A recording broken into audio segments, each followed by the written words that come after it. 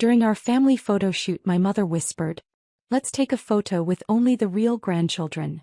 My brothers and sisters moved slightly, pushing my son out of the frame. His smile instantly disappeared. But my fiancé stepped forward, raised his glass, and said something that made my parents turn pale. My mother erased my son from a family photo like he was an editing mistake. We were lined up in my parents' backyard for their 40th anniversary picture. My dad had rented a photographer. My mom had coordinated outfits weeks in advance. My brothers Jason and Luke stood with their wives. My sister Emily kept fixing her daughter's bow. It looked perfect from the outside. Caleb was standing in front of me, smiling so hard his cheeks were red. He had practiced that smile in the car.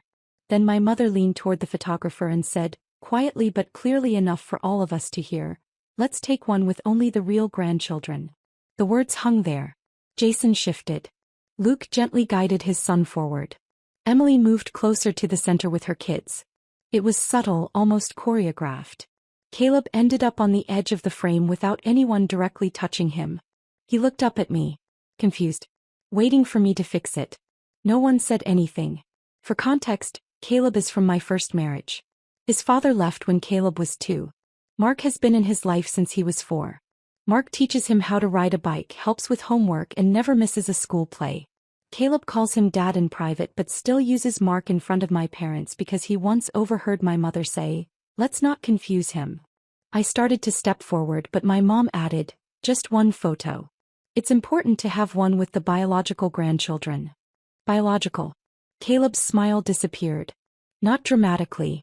Just gone. Mark set his drink down. He walked forward, picked Caleb up without saying a word, and stood in the middle of the group. Caleb wrapped his arms around his neck like he wasn't sure what was happening but knew he was safe.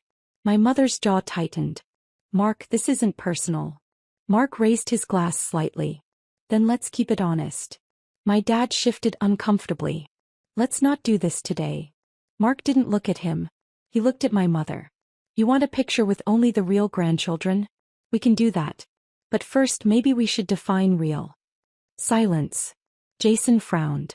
"What's that supposed to mean?" Mark finally looked at my father. "Does everyone here know the whole story? Or are we still pretending?" I felt my stomach drop. My father's face went pale in a way I had never seen before. He stared at Mark like he was holding a loaded weapon. "Mark," I whispered because suddenly I understood. Not fully, but enough. Years ago when I was 16 there had been a rumor. Something about my dad and my Aunt Linda. My mom shut it down instantly. We never talked about it again. I convinced myself it was gossip. Mark cleared his throat. "Because if we're talking about biological lines we should probably acknowledge that Jason and Emily might want to sit this one out too." Emily's head snapped toward him. "Excuse me." My dad finally spoke. "That's enough." But it wasn't. Mark continued calmly, "I don't like secrets. And I don't like watching a 7-year-old get pushed aside because of a word." My mother's voice dropped. "You are out of line." Mark looked at her evenly. "No. You were." The photographer slowly lowered his camera. Caleb buried his face in Mark's shoulder. And that was the exact second I realized 2 things at once. First, my parents had just tried to humiliate my child in public. Second, Mark knew something about my family that I didn't. And whatever it was big enough to make my father afraid. Nobody moved. The backyard suddenly felt too small. Too quiet. Even the photographer looked like he regretted booking the job. Emily laughed, but it sounded forced. "Hey, seriously. What is this about?" Mark didn't answer her. He looked at my dad. "You want to tell them or should I?" My father's lips pressed into a thin line. "This is not the place." My mother stepped in front of him. "You don't get to come into this family and start throwing accusations." Mark finally turned to her. "I'm not throwing anything. I'm asking for consistency. If Caleb isn't real because of DNA, then let's be consistent about everyone's DNA." Jason looked irritated. "Diana, what is he talking about?" I didn't know. My heart was pounding so loud I could barely think. "Mark," I said quietly, "what do you mean?" He hesitated for the first time. Not uncertain. Just careful. Then he looked at me and I knew this wasn't impulsive. He had been sitting on this. 3 months ago, he said, "Your mom asked me to sign something." My mother's face changed. "What?" I asked. She invited me to lunch. Just the two of us. Said she wanted to welcome me properly before the wedding. I remembered that lunch. She told me it went wonderfully. Mark continued. She slid a paper across the table. A legal document. Basically saying that if anything ever happened between us, I would not seek visitation or parental rights to Caleb. The words didn't register at first. She said she was protecting her grandson. Caleb tightened his grip around Mark's neck. My stomach dropped. You never told me. I wanted to handle it calmly, he said. I told her I wasn't signing anything that treated Caleb like temporary family. My mother snapped. I was being practical. Practical, Mark repeated. By planning his exit strategy? Jason looked confused. Mom, is that true? It's not what it sounds like, she said quickly. I was thinking ahead. Diana has already been through one divorce. Mark shook his head.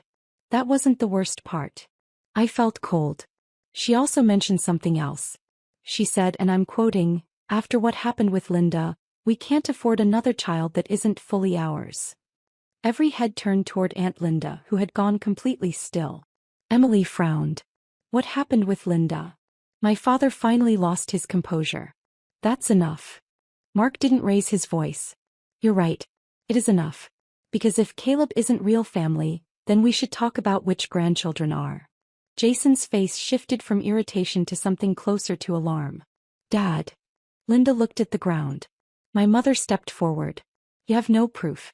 You're repeating something I said out of context. Mark looked at my father again. Then deny it. The silence was deafening. Jason's eyes slowly moved between Linda and Dad. Emily whispered, no. My father didn't speak. And in that quiet, something cracked wide open. I felt like I was watching strangers instead of my family. Mark gently set Caleb down but kept a hand on his shoulder. You don't get to decide who is real based on blood, he said. Especially not in this family. Jason's voice was tight. Dad. Say something. But my father just stared at the ground. And that was the moment we all understood that this wasn't just about a photo. It was about a secret that had been buried for decades. And my mother had just tried to protect it by humiliating a child. Jason was the first to snap. What is he implying? He asked, looking directly at my dad now. My father still wouldn't meet anyone's eyes. Emily turned to Aunt Linda. Why is he saying your name? Linda looked like she wanted to disappear. This isn't how this was supposed to come out. That sentence was enough. Jason took a step back. Come out. My mother tried to regain control. Everyone is overreacting. Mark misunderstood something I said. Mark didn't argue. He just pulled his phone out of his pocket. I don't like secrets, he repeated. And I don't like being lied to. My stomach tightened. Mark, what did you do? He glanced at me. I didn't trust the way that lunch felt. So I recorded it. The air left my lungs. My mother's face went white. You recorded me? You handed me a legal document about my son, he said evenly. Yes. Jason held out his hand. Play it. My dad finally spoke. No. But Mark already had. It wasn't loud, but in that silence, every word carried. My mother's voice came through clearly. After what happened with Linda and your father, we cannot afford another situation where a child grows up thinking he belongs when biologically he does not.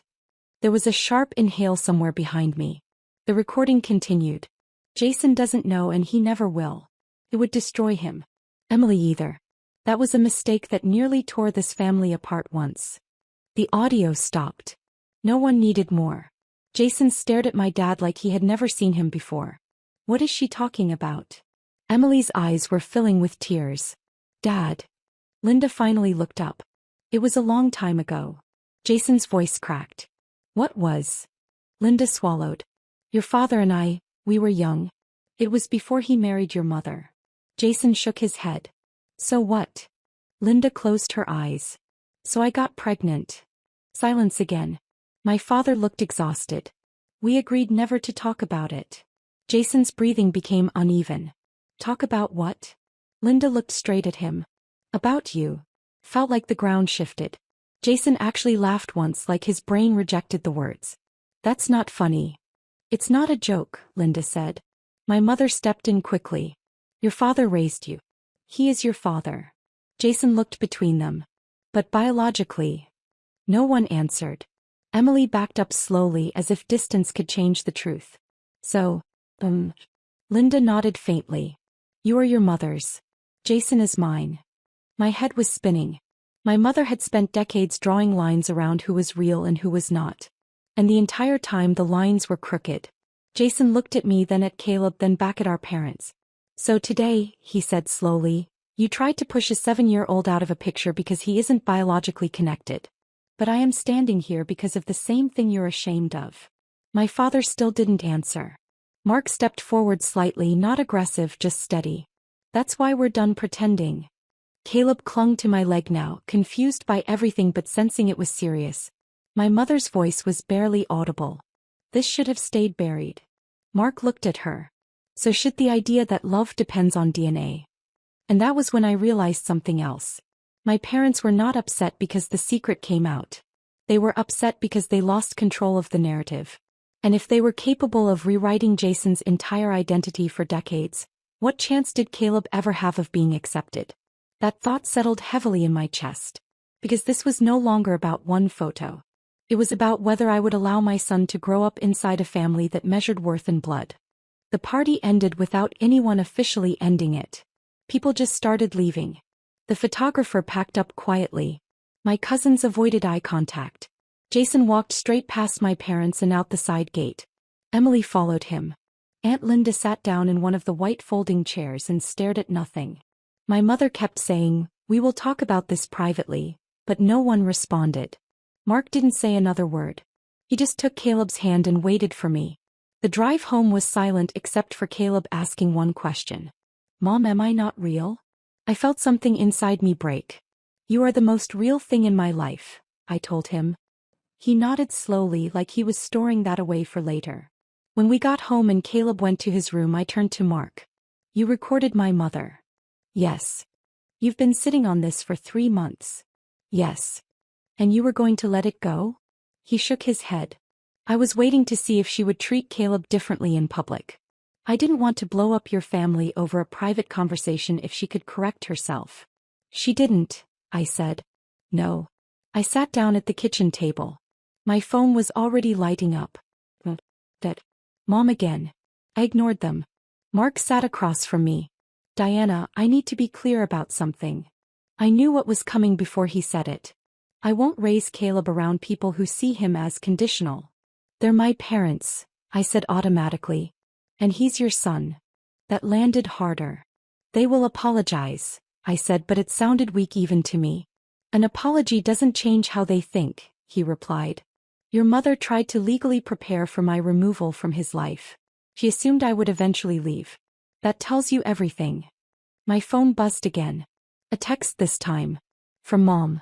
You let him humiliate this family. Call me immediately. No mention of Caleb.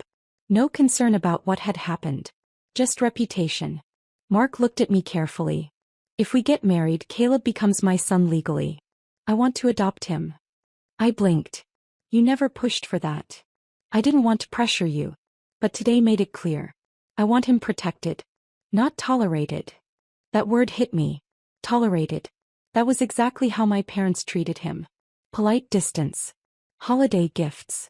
No sleepovers without one of the other grandchildren present. Always slightly separate. My phone rang again. I finally answered. What you allowed today was unforgivable. My mother started immediately.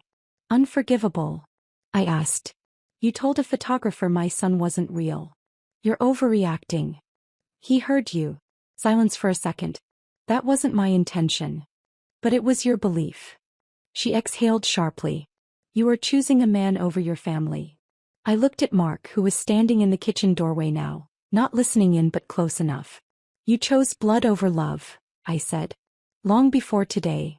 You don't understand the complexity of adult decisions. No, I said. I understand exactly what you did. You buried one truth to protect your image. And today you tried to bury my son to protect the same thing. Her tone changed. Softer now. Diana, don't do something dramatic. Caleb needs grandparents. Grandparents who see him as temporary? You're being emotional. That word did it. For years that was how she dismissed me. Mark didn't interrupt. He didn't need to. I ended the call without saying goodbye. Then I looked at him. If I choose you, I said quietly, there's no going back. He didn't rush me. I'm not asking you to choose me. I'm asking you to choose the environment Caleb grows up in. The phone buzzed again. This time it was Dad. I didn't answer. Because for the first time in my life I wasn't afraid of disappointing them. I was afraid of becoming them. The next morning my parents showed up without calling. Caleb was at the kitchen table. Mark looked at me and I nodded for him to take Caleb to his room before opening the door. My mother walked in like nothing had happened. We're not letting yesterday ruin this family, she said. It already did, I replied. My father avoided eye contact. We came to see Caleb. Mark stepped beside me. Not happening. My mother looked at him. You don't decide that. I do if you treat him like he doesn't belong. He turned to me. Diana, be reasonable. Reasonable would have been not calling him unreal. That's not what I meant. It's exactly what you meant. She tried another angle. You're going to cut us off over one word? No, I said. Over what that word revealed. Silence. Mark spoke calmly. I'm starting the adoption process. My father frowned. That's unnecessary. It's permanent, I said. Like he is. My mother's face hardened. If you do that, don't expect us to play along. I'm not asking you to play along. I'm asking you to accept him. Fully. She looked at me for a long moment. So you're choosing him? Yes, I said. I am. They waited for me to take it back. I didn't. When I closed the door I knew something had ended. And this time it wasn't just a photo. Jason called me that night. Not to yell. Not to argue. Just to say, I did a DNA test. I didn't know what to say. I always felt like something was off, he admitted. Not with Dad. To Mom. Like she overcompensated. The results hadn't even come back yet, but it didn't matter. The damage was done. Emily stopped speaking to our parents completely. Aunt Linda moved out of state within a month. My father tried calling me twice after that day. My mother never apologized. She only sent messages about how families forgive and forget. Mark filed the adoption papers quietly. No announcement. No drama. The day Caleb signed the form with his small, careful handwriting, he looked up at Mark and said, "Does this mean you're really my dad now?" Mark smiled. I always was. We didn't invite my parents to the courthouse. A week later my mother left a voicemail. You're tearing this family apart, she said. One day Caleb will want to know his real roots. I deleted it. Because roots are not just biology. They're where you're safe. Where you're chosen. Choosing Mark meant losing my parents. It meant holidays would be smaller. It meant silence where there used to be obligation. But it also meant my son would never again stand at the edge of a photo wondering if he belonged. Sometimes you have to make a choice that feels like destruction in the moment to avoid a much bigger mistake later. It hurts. Changes everything. But the choices that protect your child shape your future more than the ones that protect your pride.